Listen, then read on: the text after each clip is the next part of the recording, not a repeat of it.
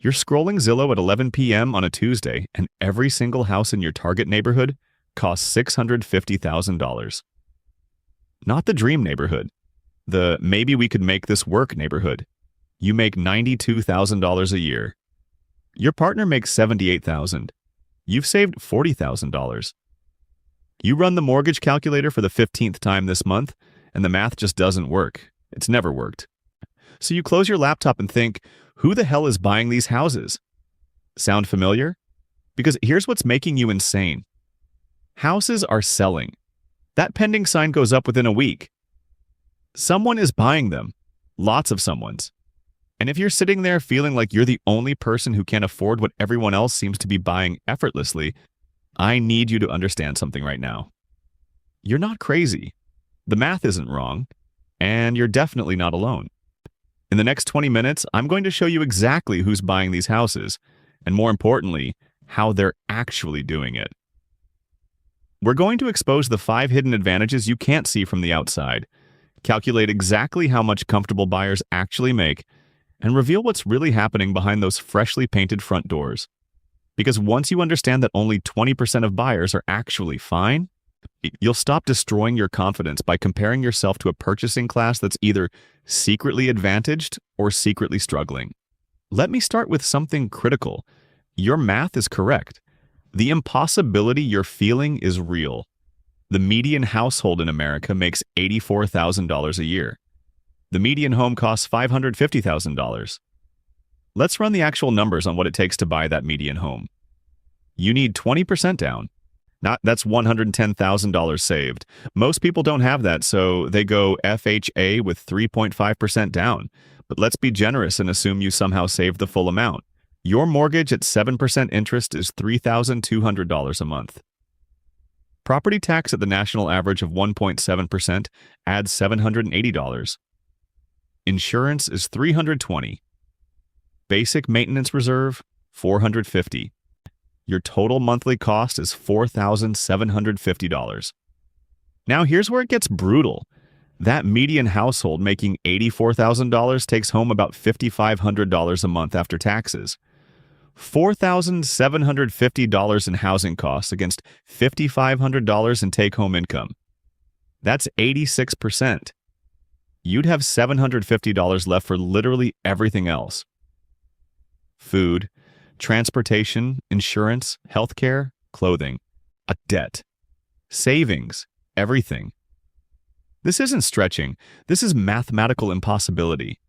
The median American household cannot afford the median American home. Not even close. Not by any lending standard, not by any financial advice, not by any reality where you also need to eat food and drive to work.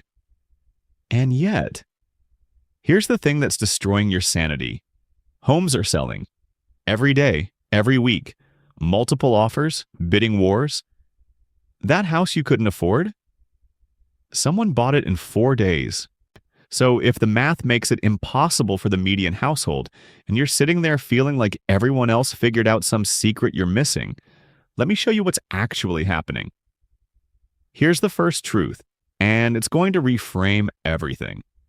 Approximately 20% of buyers actually fit the traditional affordability profile. These are households making $180,000 or more. They can genuinely afford the median home comfortably. Let me show you what their budget looks like. Monthly gross income of $15,000. Housing cost of $4,500 including everything. That's 30% of gross income, which is the traditional standard. After taxes, they're taking home about $11,000. After housing, they have $6,500 left. They're fine. They can save for retirement. They can handle an emergency. They can take a vacation. They exist. They're real. And they're the ones you see and compare yourself to. But here's what you need to understand. They represent 1 in 5 buyers. 20%. When you see someone buying a house and you think, everyone can afford this, you're watching the statistical outlier and calling it normal. 4 out of 5 buyers are not in this category. 4 out of 5 buyers are doing something else entirely. So here's the question that we're going to answer. If only 20% can traditionally afford these homes, how is the other 80% buying them? And this is where we need to start exposing the invisible advantages that make the impossible look normal. First major reveal: family money, not loans, gifts, down payment assistance, co-signers, inherited funds. Study after study shows that 25 to 30% of first-time buyers receive family help, averaging $50,000 to $100,000. Yeah, but nobody talks about it. Nobody mentions it. Nobody posts about it on Instagram. That young couple who bought at 27 and you're thinking, how did they save so well? Dad wrote a check. Mom and Dad combined their gift allowances and handed over $80,000. The couple saved $20,000 themselves and told everyone they'd been really disciplined. You're comparing your $40,000 saved from actual income to their $100,000 down payment that included $60,000 in family money you can't see. Here's the second mechanism: equity from earlier purchases. Someone who bought in 2013 for $220,000 now has a house worth $550,000. That's $330,000 in equity they didn't earn through savings. They didn't budget for it. They didn't sacrifice for it. They bought at the right time, and the market gave them a gift. Now they can put $200,000 down on their next house, reducing their mortgage to $350,000. Their monthly payment is $2,300 instead of $4,200. Manageable. Comfortable even. You're competing against them with your $40,000 saved. You're not competing on equal terms. You're not playing the same game. They have a $500,000 advantage that's completely invisible when you see their new house and think, I should be able to do that too. Third mechanism: dual high incomes and low cost of living career phases. Two 28-year-olds, both in tech or finance, each making $120,000. A combined household income of $240,000. No kids yet. Minimal debt because they went to state schools or had scholarships. For the next 5 years, they're going to be absolutely fine. Then childcare costs hit. Then private school tuition. Then one of them wants to go part-time or change careers. But right now, in this moment, they can afford it. You're comparing yourself to people in a temporary income spike that won't last. Fourth mechanism: geographic arbitrage. They sold in San Francisco or Seattle or Boston. They had a tiny 2-bedroom condo that sold for $800,000. They bought it in 2015 for $400,000. They moved to your market and bought a beautiful house for $600,000, putting $300,000 down in cash. They have equity you will never have because you didn't buy in an expensive market a decade ago. You can't compete with that. There's no budgeting strategy that overcomes a $300,000 head start. Each of these mechanisms is invisible. You see the house, you see the closing day photos, you see the happy couple. You don't see the inheritance, the equity, the family gift, the temporary dual income phase. And you think, I must be doing something wrong. But here's where we need to talk about the darker truth. Because it's not just the 20% who are comfortable and the 30% who had invisible help. There's another huge segment of buyers, and they're drowning. Let me introduce you to Sarah and Jason. She's a nurse manager making $85,000 a year. He's in medical device sales making $70,000, sometimes more with commission, sometimes less. Combined household income of $155,000. They're making 85% more than the median household. They should be comfortable, right? They bought a house for $625,000 in 2023. Let's run their complete monthly budget. Gross income, $12,916. After taxes, retirement contributions, health insurance, they're taking home about $9,266. Now let's look at housing. Mortgage payment of $3,200. Property tax, $780. Insurance, $320. HOA fee, $150. Total housing cost is $4,450. That's 48% of their net income. They have $4,816 left. Now let's subtract everything else. Childcare for 2 kids, $2,100. 2 car payments, $850. Car insurance, $280. The gas, $300. Groceries for a family of 4, $1,000. Utilities, $350. Phone bill, $120. Student loans, $380. Add all of that up. Their total committed monthly expenses are $10,680. Their monthly take-home is $9,266. They're running a deficit of $1,014 every single month. And I haven't even included clothing, medical expenses, home repairs, or literally anything discretionary. So how do they survive? Credit cards. Currently carrying $28,000 in balance and growing every month. They have no emergency fund. 0. They're contributing to retirement only because it's automatically deducted and only at the employer minimum. They haven't taken a vacation in 2 years. When the property tax bill comes twice a year, Sarah has a panic attack. Here's what their day-to-day actually feels like. It feels like Sarah's mother asking if everything's okay financially and Sarah lying and saying they're fine. It feels like Jason calculating whether they can afford $80 for their daughter's birthday party at the trampoline place. It feels like both of them silently panicking when the check engine light comes on. It feels like declining their friend's wedding in another state because they cannot afford the flights and hotel. It feels like refreshing the credit card app at 3 a.m. because you can't sleep and you just need to see the number, even though you know it's going to be bad. Their house is beautiful. It has the white kitchen with quartz countertops. It has the nice landscaping. Their Instagram shows happy family moments and weekend projects. Nobody sees the crushing anxiety. Nobody sees the credit card statements. Nobody knows that Sarah's parents gave them $60,000 for the down payment because without it, buying would have been completely impossible. This is what making it work actually looks like. This is the mathematical reality for a household earning 85% more than the median trying to buy the median home. They're not thriving. They're surviving month to month. One emergency away from crisis, one bad commission quarter away from disaster. And here's what should make you angry. Every single person with professional authority in their home buying process knew this would happen. The real estate agent knew. The mortgage lender knew. The financial system knew. And they all got paid anyway. Let's talk about who profits from this impossible math. The real estate agent split a 6% commission on $625,000. That's $37,500 divided between the buyer's agent and the seller's agent. The higher the price, the higher the commission. They have zero financial incentive to tell you this is too expensive for you. They have every incentive to say you can make it work and you'll grow into the payment. The mortgage lender gets evaluated on loan volume, not on whether you thrive in your home. They get paid when you close. They don't get paid based on whether you're still financially stable in 3 years.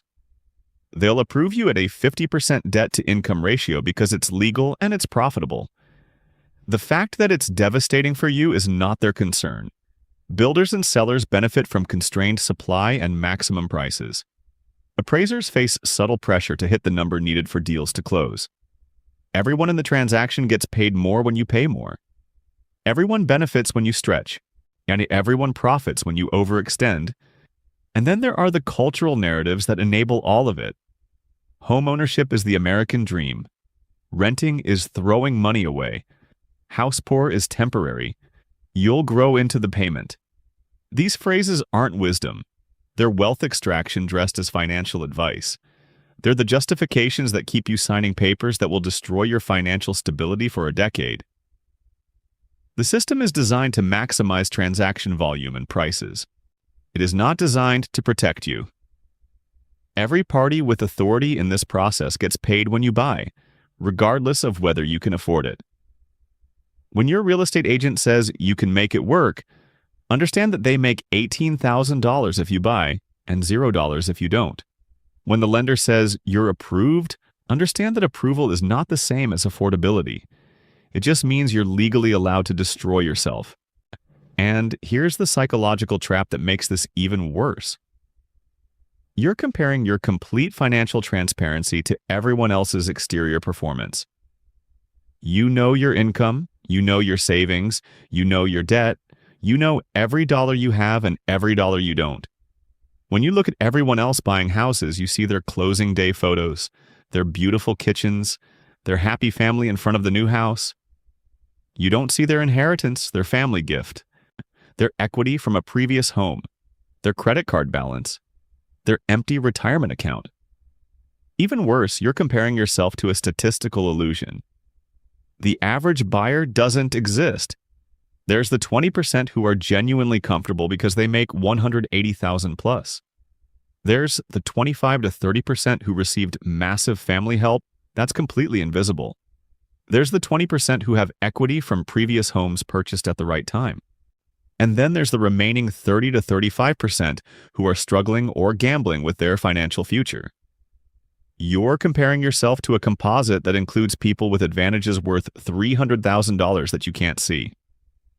When you think everyone else is buying, so I must be able to afford it too, you're comparing yourself to people who either have $500,000 in invisible advantages or who are quietly drowning behind their beautiful front doors. You're not failing. You're seeing reality clearly while everyone else performs success. The fact that you can't afford a $650,000 house on $90,000 combined income isn't a personal failure. It's basic mathematics asserting itself against a system designed to make you feel like the problem is you. So let me give you the warning that nobody else will give you because everyone else profits from your purchase. If your household income is below $140,000 and you're looking at homes priced at the national median or above, you are either receiving substantial family help, bringing massive equity from a previous home, or accepting genuine financial fragility. Those are your three options. If your household income is below $110,000 and you're buying at median prices, you're not stretching, you're gambling. You're betting that nothing will go wrong, that income will increase, that expenses won't spike, that life will cooperate with your over-leveraged position. And here's what nobody tells you about that bet. The payment never feels normal. Sarah and Jason are 3 years into their mortgage. The stress hasn't decreased. The budget hasn't gotten easier. The promise that you'll adjust, that it'll feel normal after a while, that you'll grow into the payment? It's a lie.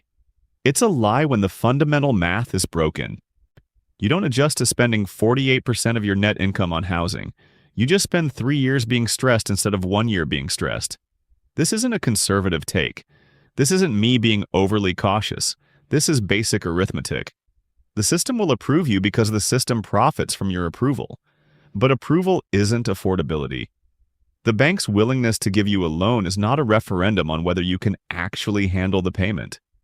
It's a calculation of whether they can legally issue the loan and whether they'll make money on the interest. So let me give you permission to do something radical. You can choose not to play this game. If you're making $90,000 combined and you're looking at a $550,000 house, and the math doesn't work, you can just say no. You can walk away. You're not giving up on the dream. You're refusing to participate in a system designed to trap you in 30 years of financial stress. Here are your actual options, and all of them are valid. You can rent and invest the difference in index funds. You can move to a genuinely lower cost market. Not a lateral move to another expensive city, but an actual move to somewhere the math works.